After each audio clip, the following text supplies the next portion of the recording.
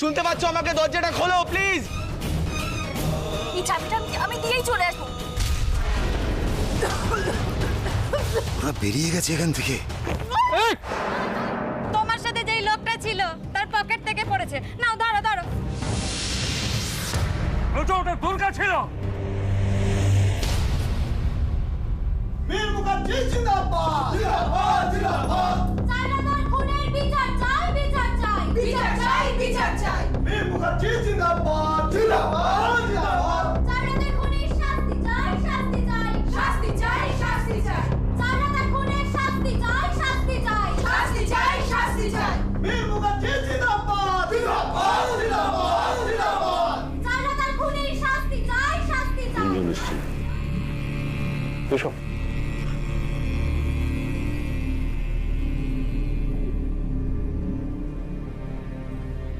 সুশীল এলো না?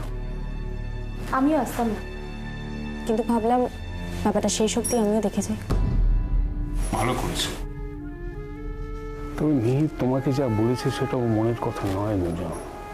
বুঝতেই তো পারছো ওর উপর দিয়ে যা যাচ্ছে, তো মাথা ঠিক নেই না। তবে আমার মা কালীর উপর পুরো ভরসা আছে। সত্যি মিথ্যে প্রমাণ করার জন্য আমাদের এখানে টেনে এনেছে, তো আজই সব প্রমাণ হয়ে যাবে। বীর মুখার্জি জিন্দাবাদ জিন্দাবাদ জিন্দাবাদ। চাইনাদার খুনের শাস্তি চাই, শাস্তি চাই, শাস্তি চাই, শাস্তি চাই। বীর মুখার্জি জিন্দাবাদ জিন্দাবাদ জিন্দাবাদ। চাইনাদার খুনের বিচার চাই, বিচার চাই, বিচার চাই, বিচার চাই, বিচার চাই, বিচার চাই। চাইনাদার খুনের শাস্তি চাই, শাস্তি চাই, শাস্তি চাই, শাস্তি চাই। চাইনাদার খুনের বিচার চাই। তোমায় কাজ করায় দেখতে আমার ভালো লাগবে না মিহির। তবে এইটুকু বলতে পারি, বেফাস কিছু না বললে আজই তোমাকে বাড়ি ফিরিয়ে নিয়ে যাব। ওরা তোমাকে হাজারো প্রশ্ন করবে, চেষ্টা করবে তোমাকে দিয়ে এমন কিছু বলাতে যাতে ওদের কেসটা জিততে সুবিধা হয়। কিন্তু তুমি ভুল করেও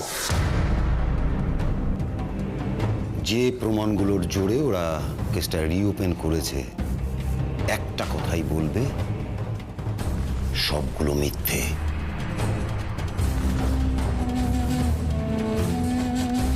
মিথ্যে তো বটেই, দেখো না গুঞ্জনে এসে সত্যিটা জানার জন্য।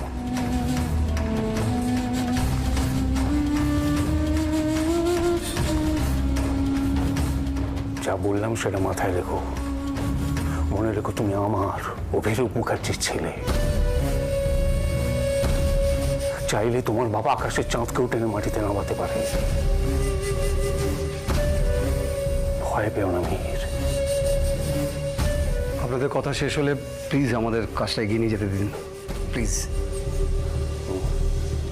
বীর মুখার্জি জিন্দাবাদ জিন্দাবাদ জিন্দাবাদ। চাইনাদার খুনের শাস্তি চাই, শাস্তি চাই, শাস্তি চাই, শাস্তি চাই। বীর মুখার্জি জিন্দাবাদ জিন্দাবাদ জিন্দাবাদ। চাইনাদার খুনের শাস্তি চাই, শাস্তি চাই, শাস্তি চাই, শাস্তি চাই। চাইনাদার খুনের বিচার চাই, বিচার চাই, বিচার চাই, বিচার চাই। আমাদের ছেলেগুলো চুপ করে গেল কেন? শাস্তি চাই, শাস্তি চাই। কোর্টরুম এটা, আমি ওদেরকে বারণ করেছি। তাছাড়া যে কোনো সময় জজ সাহেব চলে আসবেন। চাই, বিচার মেয়েগুলো চেল্লাচ্ছে কেন? ওদেরও বলো যেটা কোর্টরুম মাছের বাজার না। চাই, আর শাস্তি চাই, শাস্তি কি ছেলেরা তো মনে কি যে চাইলেই পাবে? ঠিক আছে, তুমি মাথা ঠান্ডা করো, আমি বিচার চাই, বিচার চাই, বিচার চাই, বিচার চাই। চাইনাদার খুনের শাস্তি চাই, শাস্তি চাই, শাস্তি চাই, শাস্তি চাই। চাইনাদার খুনের বিচার চাই। আপনাদের কাছে রিকোয়েস্ট করছি, আপনারা এমন কিছু করবেন না যাতে কোর্টের অবমাননা হয়। এমনিতেই কেসটা খুবই সেনসিটিভ, যে কোনো মুহূর্তে উত্তেজনা ছড়াতে পারে। তো প্লিজ আপনারা একটু কোঅপারেট করুন, প্লিজ।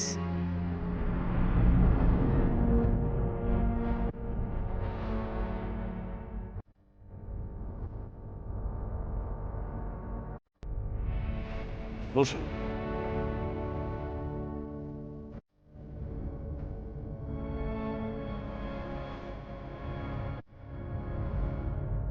এই কেসটা রিওপেন করা হয়েছে।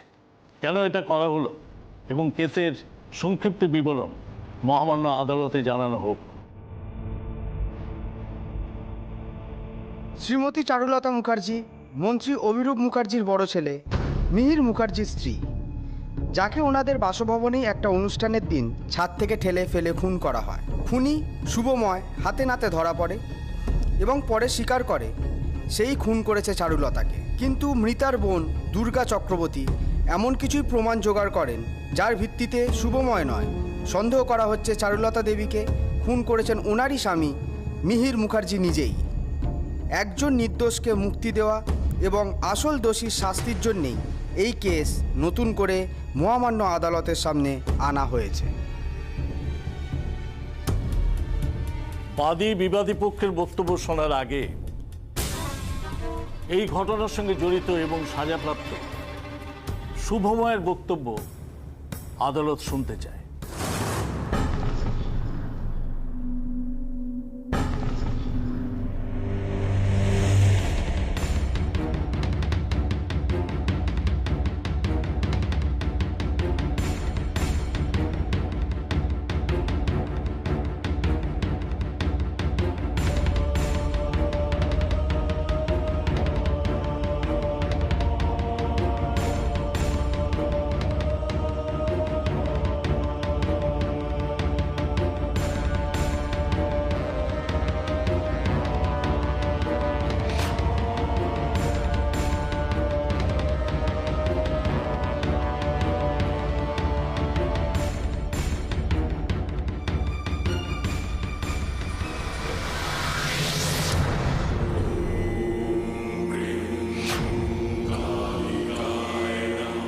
কেস এতক্ষণে কোর্টে উঠে গেছে। আচ্ছা পিসিমণি, কার জন্য কি চাইবো বলো তো? মন দু রকমের কথা বলছে। মন চাইছে দাদাভাই যেন নির্দোষ হয়, আর দুর্গাও। দোষী যেই হোক না কেন, যে পাপ ঘটেছে তার ভাগিদার আমরাও, পস্তাতে আমাদের হবে। কিন্তু পিসিমণি, আমরা তো কখনো কারোর খারাপ করিনি, তাহলে কেন? যে অন্যায় করে আর যে অন্যায় সয়, দুজনেই সমান অপরাধী। চারুর মৃত্যু যেভাবেই হোক না কেন, মিহির যেমন দায় এড়াতে পারবে না, আমরাও পারবো না। উনি পারেন, উনি সব পারেন। মা গো, তুমি তো সব জানো গো মা। কিছু চাওয়ার মুখ নেই আমার, শুধু একটা অনুরোধ তোমার কাছে, আর কোনো মায়ের কোল খালি করো না তুমি।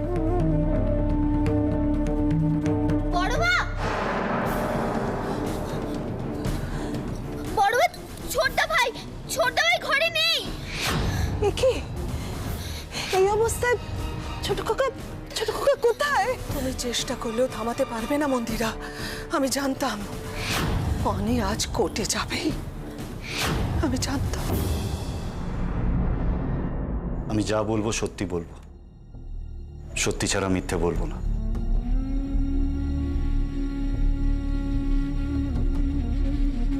এই ছেলেটাই দুর্গাকে কিছু ভুলভাল বলেনি তো?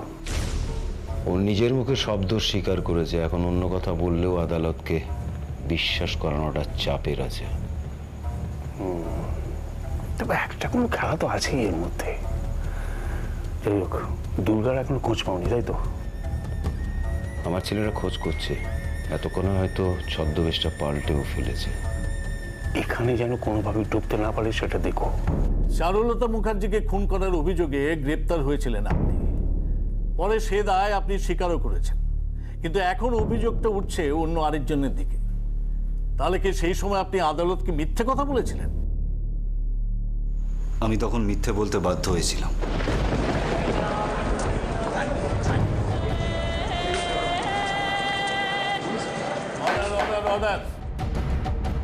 আপনি পুরো ঘটনাটা খুলে বলুন আদালতের সামনে। ঘটনাটা যেদিন ঘটেছিল সেদিন রিয়া, মানে অভিরূপ বাবুর মেয়ের বিয়ে। আমার আর রিয়ার মধ্যে, আমাদের মধ্যে একটা ইমোশনাল রিলেশন ছিল। অনেক চাপ থাকা সত্ত্বেও রিয়া অন্য কাউকে বিয়ে করতে চায়নি। তাই আমরা ডিসাইড করেছিলাম যে সেদিনই আমরা মন্দিরে গিয়ে বিয়ে করব। হ্যাঁ, অবশ্য এটাও ঠিক যে বৌমণি মানে চারুলতা মুখার্জি, বৌমনি চেয়েছিল আমাদের দুজনকে মেলাতে মিলন, সব বৌমনি ঠিক করেছিল। কিন্তু সেদিনকে আমরা ঠিক যা যা ভেবেছিলাম সব তার উল্টো হয়েছিল। আমরা যখন বিয়ে করতে মন্দিরে যাই, আমি এখানে দাঁড়াচ্ছি, তুমি গিয়ে তাড়াতাড়ি ওদের বিয়েটা দাও। বাইরে কেন দাঁড়াবে? তুমি কেন বুঝতে পারছো না? এদিকটা খেয়াল রাখতে হবে। ঠাকুরমশাই, পাত্রপাত্রী এসে গেছে। তোমার স্বপ্ন সত্যি হবে, আমি করব সেটা। আমাদের আলাদা আলাদা গাড়ি করে বাড়িতে নিয়ে আসা হয়। মিহির, তুমি রিয়াকে নিয়ে একটা গাড়িতে এসো, আর ব্রজ শুভকে নিয়ে যাবে অন্য গাড়িতে। আমি চারুলতাকে নিয়ে যাচ্ছি। সূর্যোদরণে পৌঁছানোর পরও আমাকে বাড়ির ভেতর নিয়ে যাওয়া হয় না।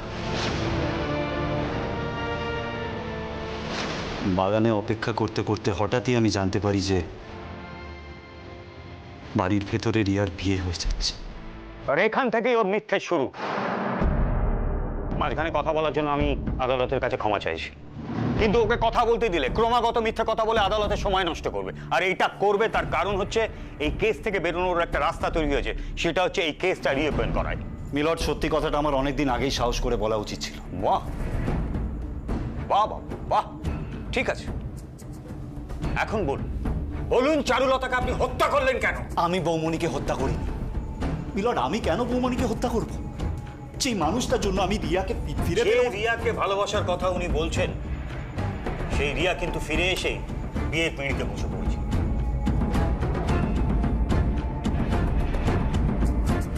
কারণ ততক্ষণে রিয়ার সামনে চলে এসেছিল অনেক অজানা সত্য।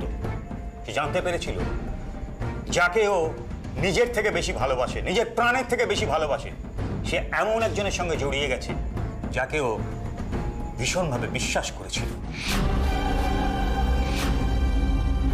এই শুভ একদিকে মিনিস্টারের মেয়ে হাতছাড়া, আর একদিকে এক বিবাহিতার সঙ্গে অবৈধ সম্পর্কে জড়িয়ে পড়েছে। চারুলতাই ওকে বাধ্য করেছিল, হয়তো ব্ল্যাকমেইল করেছিল ওকে, যার জেরে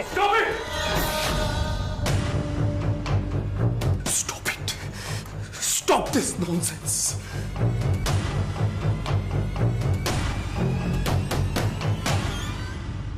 কাইন্ডলি রিঅ্যাক্ট করবেন না, আমার সঙ্গে কোঅপারেট করুন।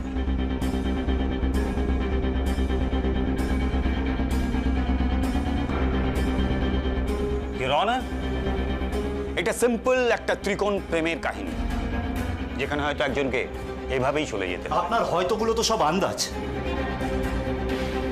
সেটা তো কোনো প্রমাণ নয়। আপনার মনে যা আসছে আপনি তাই বলে যাচ্ছেন। যে মানুষটা নেই তাকে ইনসাল্ট করে আপনি কি পাচ্ছেন? এইসব কথাগুলো আপনার মুখে মানায় না। কিন্তু আপনিও একটু সংযত হয়ে কথা বলুন। কাউকে অসম্মান করে কথা বলাটা আদালত সমর্থন করে না। সরি। সার্কামটেন্সিয়াল এভিডেন্স কিন্তু আপনার বিপক্ষে। আপনি চারুলতা মুখার্জির ডেড বডির সামনে ছিলেন। হ্যাঁ, বৌমনিকে ওই অবস্থায় প্রথম আমি দেখতে পাই, কিন্তু তখনও উনি মারা যাননি।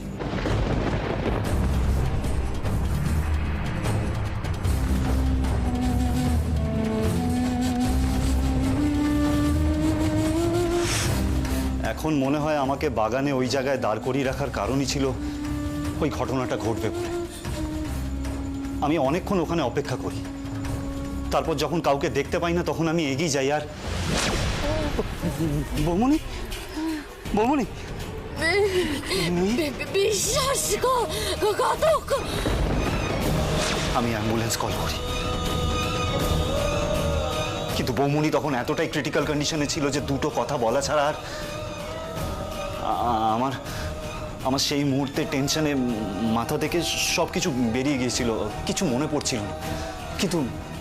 কিন্তু মিলট, পরে আমার মনে হয়েছিল যে যে বৌমনি আরো কিছু বলতে চায়। আবার আমি মাঝখানে কথা বলতে বাধ্য হচ্ছি ধর্মাবতার, ক্ষমা করবেন। চারুলতা যদি সত্যি সত্যি ওই দুটো কথা সেই সময় বলেও থাকে, তাতে কি এটা প্রমাণ হয় যে মিহির বিশ্বাসঘাতক? এমনটাও তো হতে পারে যে চারুলতা সত্যি সত্যি সেই সময় তার স্বামী মিহিরকে খুঁজছিল, কাছে চাইছিল, যাতে করে ও যাকে বিশ্বাস করে ঠকেছে তার নামটা বলতে পারে? এবার আমি কিছু বলি।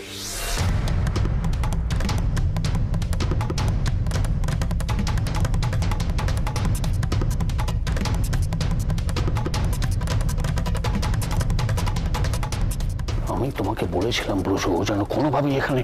আপনি আপনাদের ছেলেদেরকে বলেছিলেন ছদ্মবেশী দুর্গাকে খুঁজে আনতে। দেখুন, ওরা হয়তো এখনো কোনো ছদ্মবেশী কাউকে খুঁজে বেড়াচ্ছে। আপনারা পুরো ব্যাপারটাকে যতটা জটিল করে বলছেন, আসল ঘটনাটা তার থেকেও জটিল। কারণ এর পিছনে আছে অনেক বড় একটা ষড়যন্ত্র। ধর্মাবতার, কোর্টের মধ্যে ঢুকে এভাবে কথা বলা যায় না। ধর্মাবতার, আমি দুর্গা, চারুলতা মুখার্জির বোন। আর আমি এই আদালতে বিনা অনুমতিতে কথা বলছি বাধ্য হয়ে, না হলে মিথ্যের আড়ালে সত্যিটা চাপা পড়ে যাবে। সত্যি মিথ্যে সবটাই বিচার্য বিষয়, আর আপনি এইভাবে আদালতের মাঝখানে দাঁড়িয়ে কথা বলতে পারেন না। আপনার লয়ার কোথায়?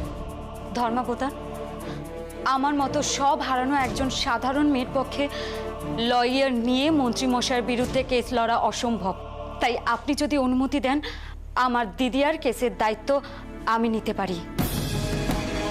ঠিক আছে, মহামান্য আদালত আপনাকে আপনার দিদির পক্ষে সওয়াল জবাব করার অনুমতি দিচ্ছে। Thank you.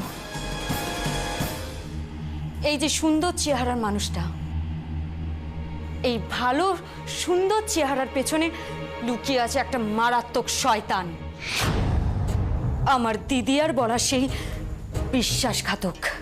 ধর্মাবতার, এই আমার মক্কেলকে কিন্তু অসম্মান করছে। সম্মান করার মতো উনি তো কিছু করেননি স্যার।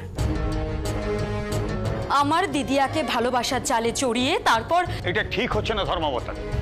একটা সম্পর্ক ছিল বলেই মিহির তার এনগেজমেন্ট ভেঙে দিয়ে চারুলতাকে বিয়ে করে। হ্যাঁ, তখন আমারও মনে হয়েছিল কি বিরাট বড় একটা কাজ করলো মিহিরদা, কিন্তু পরে মনে হয়েছিল সেটা ছিল নিজের কেচ্ছা ধামাচাপা দেওয়ার একটা উপায়। ইওর অনার, এই মেয়েটা নাটক করে বিষয়টাকে অন্যদিকে নিয়ে যাওয়ার চেষ্টা করছে। কোনটা নাটক?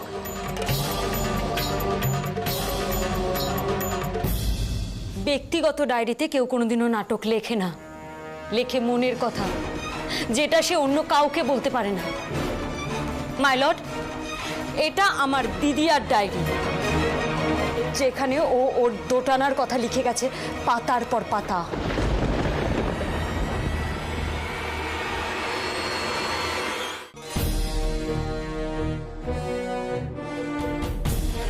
যাকে আমার দিদিয়া ভালোবেসেছিল, শেষের দিকে তার প্রতি বিশ্বাস রাখতে পারেনি ও। কেন? নিজের কাছের মানুষটাকে নিয়ে ওর মনে দোটানা ছিল।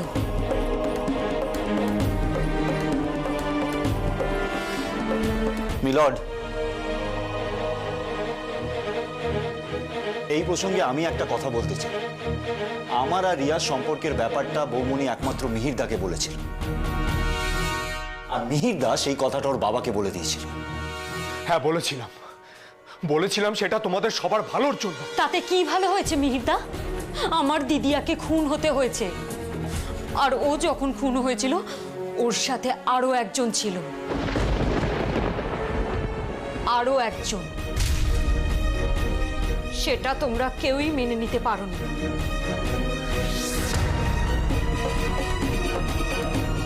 তাই প্ল্যান করে ওকে। আবেগ দিয়ে কেস লড়া যায় না মিস দুর্গা, আর যেগুলোকে প্রমাণ বলা হচ্ছে সেগুলো দিয়ে কিছু প্রমাণ হয় না। আমার সেরকম কোনো অভিজ্ঞতা নেই, কিন্তু হ্যাঁ, আপনারা যে দিনকে রাত বলে প্রমাণ করতে পারেন সেটা আমি এই ঘটনা থেকেই বুঝতে পারছি। তবে এটা বুঝতে পারছি না ব্যাপারটা কি করে সম্ভব, যে শুভদা আমার দিদিয়াকে ধাক্কা মেরে ছাদ থেকে ফেললো, আওয়াজ পেয়ে সিকিউরিটি লোকেরা ছুটে এসে সেই শুভদাকে আমার দিদিয়ার ডেড বডির সামনে কি করে দেখলো?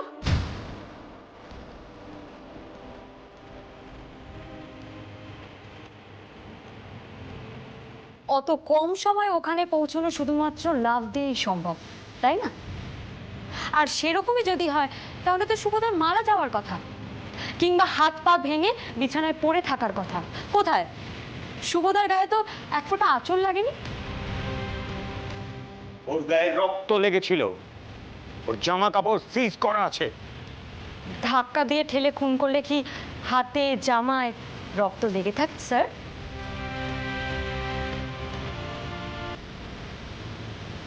আর খুন করলে কেন? বাঁচাতে গিয়েও জামায় হাতে অনেক সময় রক্ত লেগে থাকে, এটা নিশ্চয়ই আপনাকে বলে দিতে হবে না?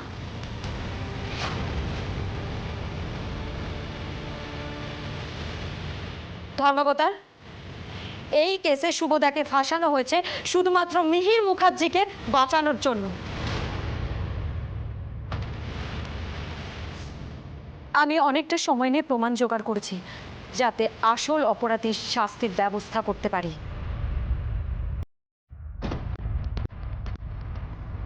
আমার মহামান্য আদালতের কাছে আবেদন, সমস্ত প্রমাণ খতিয়ে দেখে ন্যায় বিচার করা হোক।